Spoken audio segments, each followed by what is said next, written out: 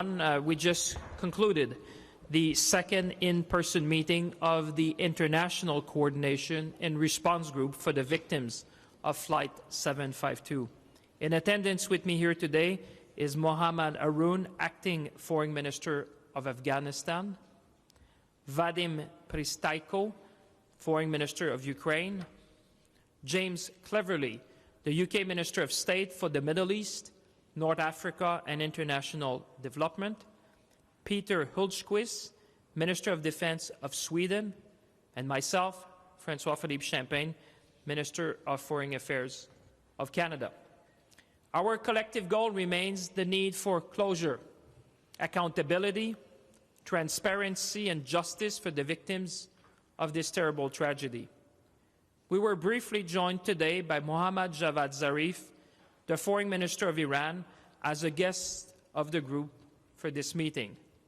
We will present him with a letter which restated our goal for the next steps. On behalf of the grieving nations of this tragedy, we told Minister Zarif in no uncertain terms that Iran must take steps towards resolving many outstanding questions of fact and of law raised by the flight, now that the most immediate and pressing concerns regarding consular assistance and repatriation have concluded. First, we pressed Iran on the need for a thorough, transparent and credible investigation in full compliance with the Convention on Civil Aviation.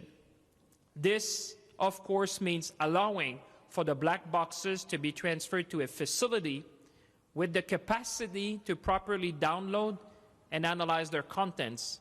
We understand Iran has reached out to France in this regard. Second, we pressed Iran on the need for swift compensation to be provided to the families of the victims in accordance with international standards. We will judge Iran by its actions, not by its words, and we will continue to work tirelessly on behalf of the victims of this tragedy until justice is rendered for all. Thank you, and for now I'll be happy to take questions, or you may indicate to whom you would like the questions to be addressed. Please. Thank you very much. My name is Hanna Kaviani. I'm from Radio Free Europe in Prague, Czech Republic. You mentioned facility when it comes to black box without mentioning geography. Foreign Minister Zarif, in an NBC interview, he mentioned repeatedly that Iran has asked for help and didn't receive it, asked for information and technology and didn't receive it. What came up in your conversation in this regard? Because you say something, Iran says something else, and there is no clarity on where this black box story is going ahead. So let me provide you absolute clarity. We should no longer be in the why, but the how. In terms of the why, the black boxes need to be read. It's in full consistence with Annex 13 of the Civil Aviation Convention that says without delay. So what we said to Iran is after more than 30 days, where Iran has tried to acquire either the equipment or the capability to be able to download and read the black boxes, one has to come to the conclusion that they have not been successful in that.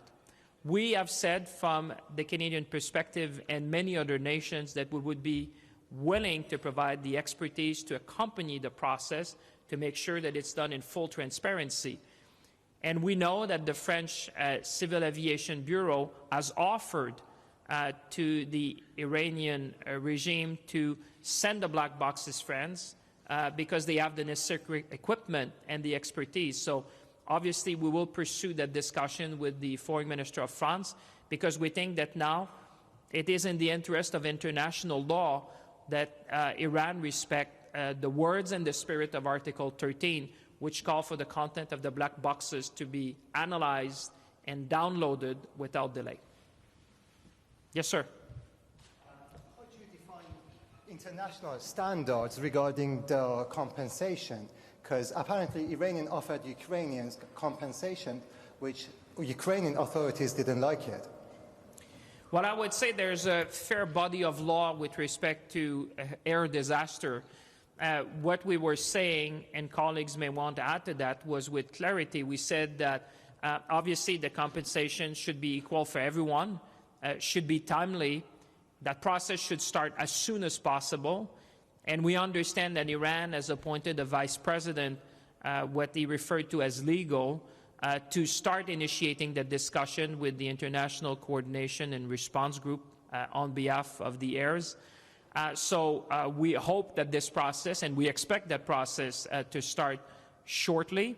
And what we said is that obviously this needs to be done with due process, but also in accordance with international standards. And I would think that in international standards, you would find the answer to your question with respect to the level of compensation in similar cases that have been offered to victims or the families of victims or the heirs to the victims of airline disasters.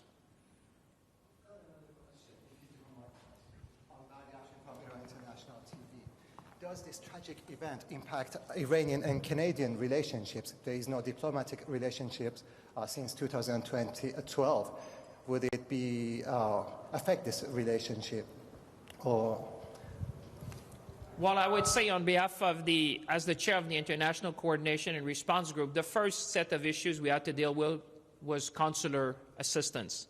And that phase has been completed, and we noted the cooperation of Iran with respect to that. The second phase was about the repatriation of the remains, and that is largely completed with respect to every nation. So we noted Iran's cooperation in respecting the will of the families to repatriate the remains in the respective countries. Now we need to shift to, obviously, investigation, and that includes the air safety investigation and the criminal investigation to find out, as we said, that our primary objective was to achieve closure, accountability, transparency, and justice for the families of the victims. And the second piece of that is obviously the compensation which is due to the families of the victims, statutory compensation under the Warsaw Convention and the Montreal Convention, and also obviously the state compensation that is due by Iran, both obviously to the families of the victims, but also with respect to Ukraine in terms of the assets, which is the airplane that has been obviously lost in the crash. Yes, sir. Ukraine, European Proud, Sergei Sidorenko. I have a question to all ministers, or probably to you, regarding timing. You mentioned several times that Iran should respond quickly, swiftly, and both regarding decoding of black boxes and regarding compensations and so on. You probably have set some internal deadlines. What is swiftly? What is quickly? When you can see that you have to react differently if there is no solution from Iran's side? Thank you. Thank you. I will take this one. When we talk swiftly, what we already been referred by my Canadian colleague, that there are certain period of time set by the international law when they have to at least access the critical part of the information which is in the black box. And that was a part of today's conversation with the Iranian minister, that we are not going to wait long, and that I believe there was understanding among the group, our group and the Iranian minister, that we are talking rather, as is what mentioned, we are talking about weeks and months, we are not talking about years. I have to tell you that each and every team is working hard. We are here meeting, this is the 5th meeting, the 2nd of them were in person. Our Secretary of National Defense Security Council, as we speak, is going to Tehran to have the conversations of how we can move on a tour of investigation, technical and criminal. We already asked our Prosecutor General to create a joint investigation team with Iranian authorities, and we are working hard on the compensations, which was discussed. It took a considerable time of our time today to discuss how swiftly we can compensate families there for their losses. Thank you. May I follow up? If we would not see the result we expect for, do you consider some options to address this issue in international institutions? I don't know, ICC? Thank you.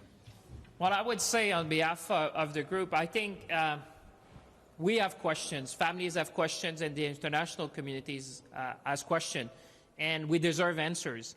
I've said from the beginning, once you admit responsibility for downing a civilian aircraft, that comes with consequences. One of the consequences is obviously to respect international law. And what I said to the Iranian foreign minister is that the Annex 13 is very clear in its spirit and in its words. It says that the black box should be downloaded and analyzed without delay. I would say that it would be a very bad precedent for the international community if that delay was continuing to be extended, because that would be a bad precedent in international law and could undermine the rule-based order with respect to civil aviation. That's why we have asked and we have talked to the leadership of the International Civil Aviation Authority to ask them also to consider that matter, because we think that in order to respect the spirit and the law of the Montreal and the Warsaw Convention, and particularly Annex 13, the without delay is very key in order to provide the transparency, the accountability, and the trust that people have with respect to airline disasters. And Sergey, I understand where you're going with your question. Yes, we reserve some right to use some serious international instruments to enforce if we have to, but so far we hope that cooperation from the Iranian side will be here with us. Thank you. Oh, yeah, sure. Please go ahead, madam. Because we broadcast to Iran like some of our other colleagues, and people are listening, and they would think, what is it that, where is that, is there a compromise needed? Because Iranian foreign minister is saying that maybe there is something in the black box that they don't want us to see. Is there a way of coming to a compromise in this matter, or there is only international law-based route to take? Well, I would say, and I've repeated many times, that the best antidote to conspiracy is transparency. And that's why we have urged the Iranian foreign minister to proceed. I think we have moved from the why to the how. And I think the how, we have a way forward, which is the understanding, and what was presented to the International Coordination and Response Group this morning was that the Iranian authority have been contacting the French authorities to discuss about terms of reference under which the black box could be transferred and under which conditions they would be transferred in order for the black box to be read in the presence of a number of accredited air safety specialists from different countries, including Canada and Ukraine, which have a vested interest, obviously, to learn the content of the black box and to provide the transparency that the international community wants and deserves.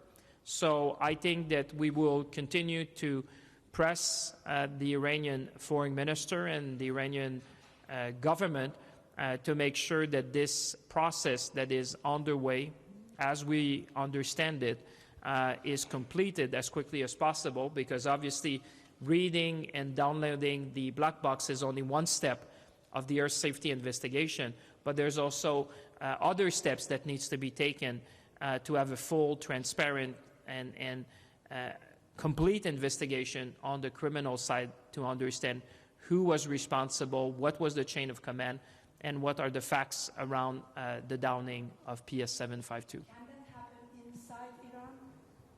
Well, our understanding is that that's what I was saying. There comes a time when you've tried to acquire the technology and the expertise over 30 days, and you cannot access that technology or that expertise. You have to come to a conclusion that the next thing to do is obviously to go to a place where the expertise and the equipment exist in order to download the black box in a transparent, professional manner.